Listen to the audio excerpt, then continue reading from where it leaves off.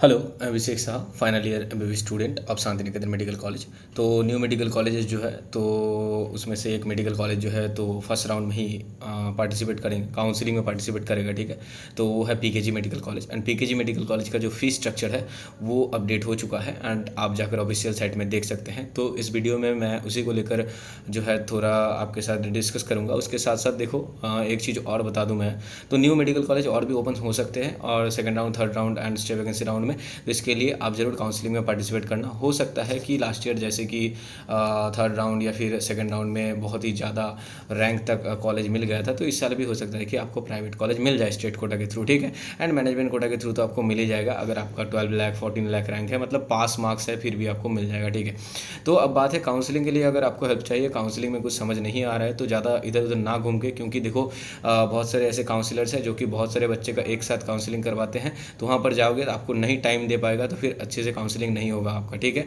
और मैं 3 साल से कर रहा हूँ ये सब, तो आपको अच्छे से काउंसलिंग करवा दूंगा, आपको कॉलेज भी मिल जाएगा एंड लास्ट राउंड तक आप जो है तो कॉल एंड मैसेज कर पाओगे। ठीक है, तो इसके लिए आप पेड काउंसलिंग सर्विस ले सकते हो। मैं अपना नंबर, व्हाट्सएप नंबर जो है कमेंट सेक्शन डिस्क्रिप्शन बॉक्स पे डाल दूंगा, तो उसके थ्रू आप कांटेक्ट कर सकते हो। मेरे तरफ से मैं अपना जो हो सके आपके लिए डिस्काउंट दे दूंगा। ओके, तो अब बात करते हैं। देखो पीकेजी मेडिकल कॉलेज का जो फीस स्ट्रक्चर है उसके बारे में मैं डिस्कस कर लेता हूँ। ठीक है, तो उसके पहले बताऊँ, टोटल सीट्स जो है यहाँ पर देख सकते हैं। टोटल जो सीट है 2025 एंड 6 के लिए वो है 50। ऑल इंडिया कोटा के लिए कोई सीट नहीं है। स्टेट कोटा के लिए आप देख सकते हैं यहाँ पर जो 17 सीट है एंड मैनेजमेंट कोटा के लिए जो है 26, एनआरआई कोटा के लिए 7 सीट है। ठीक है, अब देखो स्टेट कोटा के लिए फीस स्ट्रक्चर क्या है। तो स्टेट कोटा के लिए जो फीस स्ट्रक्चर है वो देख सकते हो। ट्यूशन फी जो है 9 सेमेस्टर, टोटल 9 सेमेस्टर होते हैं एमबीबीएस में। तो टोटल 9 सेमेस्टर का देखो, सेमेस्टर का जो फीस रहता है, एक एक सेमेस्टर का फीस 3 लाख करके इन्होंने बोला है यहाँ पर। तो टोटल जो हो गया 27 लाख। उसके साथ साथ बहुत सारे फीस जो है ये लोग लेंगे। एक है एडमिशन फ़ी जो कि सारे कॉलेजेस में रहता है 50,000। कॉशन मनी 1 लाख है। ये ज़्यादातर कॉलेजेस में कम रहता है बहुत, लेकिन इस कॉलेज में पता नहीं क्यों 1 लाख है। स्पोर्ट्स एंड कल्चरल फीस 25,000, ये ठीक है। डेवलपमेंट फ़ीस ये पता नहीं क्यों ले रहे हैं कॉलेज। ठीक है, तो डेवलपमेंट करने के लिए भी फीस लेंगे ये लोग, तो इसके लिए 1 लाख पर ईयर, मतलब पर ईयर 1 लाख देना पड़ेगा डेवलपमेंट फीस। मतलब आपको 4 साल में 4 लाख देना पड़ेगा ये डेवलपमेंट के लिए फ़ीस, पता नहीं क्यों। ओके, तो पर ईयर देखो। उसके बाद library fees per year 5,000 and laboratory fees जो है ये भी आपको 25,000 पर ईयर देना पड़ेगा। तो आप अगर यहाँ पर ऐड करो 27 लाख, 50,000, 1 लाख, उसके बाद पर ईयर 25,000, मतलब वहाँ पर 1 लाख हो गया। स्पोर्ट्स एंड कल्चरल फीस जो है वो पर ईयर 25,000, मतलब टोटल हो गया 1 लाख। ठीक है, और डेवलपमेंट फीस जो है वो 1 लाख पर ईयर, मतलब यहाँ पर हो गया 4 लाख। और लाइब्रेरी फीस देखो 5,000 पर ईयर, मतलब यहाँ पर 20,000 हो गया। और लेबोरेटरी फीस जो है ये 25,000 पर ईयर, मतलब यहाँ पर भी 1 लाख हो गया। तो टोटल अगर ऐड करोगे ना, टोटल हो जाएगा 36,25,000। ये हो गया स्टेट कोटा का टोटल यहाँ पर जो है फीस। ओके, उसके साथ देखो अब एडमिशन के वक्त आपको कितना पैसा देना है। एडमिशन के वक्त सारे ही कॉलेजेस में जो है 2 सेमेस्टर, मतलब 2 सेमेस्टर का जो है फीस देना पड़ता है। उसके साथ साथ बाकी जो भी फीस है यहाँ पर, जैसे कि admission fee, caution money, sports and cultural fee, development fee, library and laboratory fee, ये सारे जो है ना तो ये देने पड़ेंगे। तो टोटल यहाँ पर जो फीस हो जाता है ये है 9,05,000। ठीक है, तो ये आपको एडमिशन के टाइम पे देना पड़ेगा।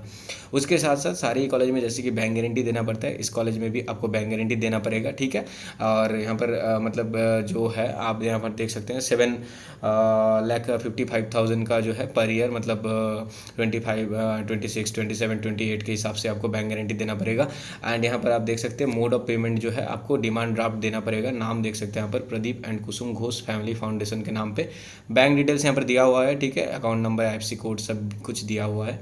और आपको बॉन्ड फॉर डिसकंटिन्यूएशन जो है यहाँ पर आप बैंक गारंटी देंगे तो बॉन्ड देना नहीं पड़ेगा, बैंक गारंटी देना पड़ता है। ठीक है, अब बात है यहाँ पर कि मैनेजमेंट कोटा का जो फीस है मतलब बहुत ही ज़्यादा है। 11 लाख पर सेमेस्टर है। बाकी जो भी मैंने स्टेट कोटा के लिए बताया सेम टू सेम यहाँ पर आपको देना पड़ेगा, कुछ भी एक्स्ट्रा नहीं देना है। सिर्फ यहाँ का जो ट्यूशन फीस है वो है 9 सेमेस्टर का 99 लाख। ठीक है, और बाकी सब कुछ मिला के यहाँ पर देख सकते हैं 1,08,25,000 ये टोटल फीस हो रहा है इस कॉलेज का। एंड उसके बाद देखो यहाँ पर जो है आपको एडमिशन के वक्त कितना पैसा देना पड़ेगा। तो एडमिशन के वक्त जो है 2 सेमेस्टर का फीस देना है। उसके साथ साथ बाकी जो भी मैंने फीस बोला, admission fee, caution money, sports cultural fee, development fee, library fee, laboratory fee, ठीक है, ये सब कुछ मिला के 25 लाख एंड 5,000 ये जो है एडमिशन के टाइम पे देना पड़ेगा। उसके साथ साथ जो आपको बैंक गारंटी देना पड़ेगा। जो भी बचा हुआ पैसा है, सारे पैसे का यहाँ पर बैंक गारंटी देना पड़ता है, ठीक है। अब देखो कुछ कुछ कॉलेज में हो सकता है कि बैंक गारंटी के बिना भी एडमिशन हो जाता है, तो इसके लिए आप मुझसे कॉन्टैक्ट करना, मैं आपको बताऊँगा कैसे आपको एडमिशन लेना है, किस तरह से लेना है, कौन सा कॉलेज कैसे रखना है, काउंसलिंग कैसे करवाना है, सीक्वेंस कैसे देना है, सब कुछ जो है मेरे तरफ से मैं आपको गाइड करूँगा, ओके। मोड ऑफ पेमेंट कैसे देना है, ये सब कुछ मैंने बता दिया है। और एनआरआई कोटा के लिए मैं यहाँ पर अलग से कुछ नहीं बता रहा हूँ, ये तो बाहर के स्टूडेंट के लिए है, ठीक है। अब देखो हॉस्टल फीस जो है ये भी बहुत ज़्यादा है, मैंने देखा मतलब ज़्यादातर कॉलेजेस में जो कि हॉस्टल फीस रहते हैं, जैसे कि मैं ही शांतिनिकेतन मेडिकल कॉलेज में अभी हूँ, तो शांतिनिकेतन मेडिकल कॉलेज में भी जो हॉस्टल फीस रहता है, तो फूडिंग एंड लॉजिंग दोनों के मिलाकर अगर आप नॉन एसी हॉस्टल लोगे तो 1,60,000 में हो जाता है। लेकिन यहाँ पर देखो लगभग जो हॉस्टल फीस है, तो पहले तो एक चीज़ देखो यहाँ पर क्या लिखा हुआ है, hostel and fooding is mandatory for entire duration of 9 semester for state and management and NRI quota candidates. मतलब आप अगर स्टेट कोटा में पढ़ो, मैनेजमेंट कोटा में पढ़ो, एनआरआई कोटा में पढ़ो, आपको हॉस्टल एंड फूडिंग ये मैंडेटरी है आपके लिए। आप अगर कॉलेज में एडमिशन लेते हो आपको हॉस्टल लेना ही पड़ेगा, आपको कॉलेज का खाना खाना ही पड़ेगा, ठीक है। तो हॉस्टल एंड फूडिंग ये मैंडेटरी है 9 सेमेस्टर, अगर मतलब टोटल 9 सेमेस्टर फाइनल ईयर तक आपको हॉस्टल में रहना है, वहाँ का खाना खाना है, ठीक है। बस ये हो गया। अब देखो हॉस्टल कैसे दिया जाएगा, फर्स्ट कम फर्स्ट सर्व, मतलब आप जितना पहले आप जाओगे कॉलेज में एडमिशन लेने, उतना जल्दी ही, जितना जल्दी आप हॉस्टल लोगे उतना जल्दी आपको उतना अपने हिसाब से आपको रूम दिया जाएगा। अब जो भी रूम लोगे, जिस तरह का रूम लोगे तो वो आपको मिल जाएगा, ठीक है, जिस तरफ का रूम लोगे।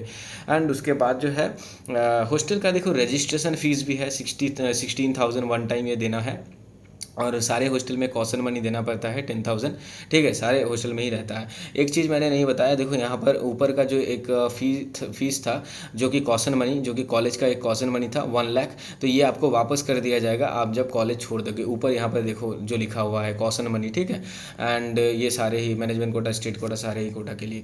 अब देखो जो हॉस्टल का फीस है, तो रजिस्ट्रेशन फीस हो गया, कॉशन मनी हो गया। अब देखो रूम बहुत तरह के हैं, नॉन एसी रूम है, एसी रूम है। तो अगर 4 शेयरिंग लेते हो रूम, तो 4 शेयरिंग मतलब ये तो बहुत ज़्यादा झंझट होगा आपके लिए, वहाँ पर पढ़ने में दिक्कत होगा एंड अदर्स होगा आपके लिए, तो इसलिए जो है ट्विन शेयरिंग रूम लेना ही अच्छा रहता है एमबीबीएस के लिए। तो 4 शेयरिंग रूम लोगे, ले सकते हो, 96,000 पर एनम लगेगा, पर ईयर 96,000 लगेगा, ठीक है। और उसके साथ फूडिंग 96,000, मतलब 96,000 को आपको पर ईयर हॉस्टल के लिए देना है, और फूडिंग मतलब खाने के लिए 96,000 अलग से देना है। मतलब लगभग आपका 2 लाख जो है पर ईयर, मतलब हर साल 2 लाख करके देना है, ठीक है। और अगर ट्विन शेयरिंग लेते हो तो फिर 1,02,000 देना है। अगर 4 शेयरिंग एसी रूम लेते हो तो 1,32,000 देना है। और अगर ट्विन शेयरिंग मतलब अगर 2 लोग रहते हो, एक रूम में एसी लगा हुआ रहता है, तो 1,48,000। अगर सिंगल एसी रूम लेते हो तो 2 लाख देना है। और भी एक चीज़ यहाँ पर लिखा हुआ है देखो बड़ा करके कि hostel and fooding charges are payable per annum for the first year, the requisite fees have to be paid during admission. तो आप जो है एडमिशन के टाइम पे जो है आपको फर्स्ट ईयर के लिए जो फीस है, मतलब रजिस्ट्रेशन फीस, उसके बाद जो कि कॉशन मनी है, उसके बाद 96,000 हॉस्टल के लिए, 96,000 फूड के लिए, ये सब कुछ जो है ना एडमिशन के टाइम के लेकिन आपको देना पड़ेगा, ये लिखा हुआ है। और एडिशनली जो भी आप मतलब बाकी जो 9 सेमेस्टर का जो बचा हुआ रह गया, मतलब और भी जो 3 साल बचा हुआ रह गया 3.5 ईयर का, तो 3.5 ईयर का जो है पोस्ट डेटेड चेक जो है आपको वहाँ पर सबमिट करना है। तो मतलब कि पूरा ही पैसा का खेल है यहाँ पर इस कॉलेज में, ठीक है। तो क्या ही बोलूँ मैं, तो चलो अभी तो सारे कॉलेजेस में एक ही तरह का चल रहा है, फिर भी अभी जो है कुछ कॉलेजेस में अभी भी फीस स्ट्रक्चर अभी कम है, नहीं आया है। सारे कॉलेजेस में ऐसा नहीं है कि हाँ 36 लाख फीस स्ट्रक्चर है, ठीक है। तो आप जो है अभी भी इस साल में हो सकता है कि फीस स्ट्रक्चर ऐसा ही रहे, ज़्यादा इंक्रीज़ ना हो, तो आपके पास एक अच्छा मौका है। अगर आपका नंबर ठीक ठाक है तो मैं कहूँगा ज़रूर आप प्राइवेट कॉलेज के लिए ट्राई करो, स्टेट कोटा अगर मिले ले लो, ठीक है। हो सकता है अगली बार आपका रिजल्ट उतना अच्छा ना हो, आपको एमबीबीएस ना मिले, तो आपको बहुत ज़्यादा पछताना पड़ेगा एंड बाद में आप सोचोगे क्यों नहीं लिया मैंने कॉलेज, ठीक है। तो आपके लिए बहुत सही रहेगा कि आपका अगर ठीक ठाक नंबर आ रहा है तो आप कॉलेज ले लो, ओके। एंड बाकी जो भी अपडेट्स आता रहेगा, अभी भी वेस्ट बंगाल के जो WBMCC का साइट है वहाँ पर काउंसलिंग का कोई भी अपडेट नहीं आया, आप भी बार बार जाके विजिट करके देख सकते हो, हाँ ठीक है। तो कोई भी अपडेट आएगा मैं ज़रूर इस चैनल में दे दूँगा, चैनल को फॉलो करते रहना, और वीडियो अच्छा लगा लाइक कर देना, ठीक है। बाकी काउंसलिंग के लिए हेल्प चाहिए तो मैंने कमेंट सेक्शन डिस्क्रिप्शन बॉक्स में मेरा नंबर डाल दिया है, उसके थ्रू आप जो है कांटेक्ट कर सकते हो। मिलता है अगले वीडियो में, ओके बाय।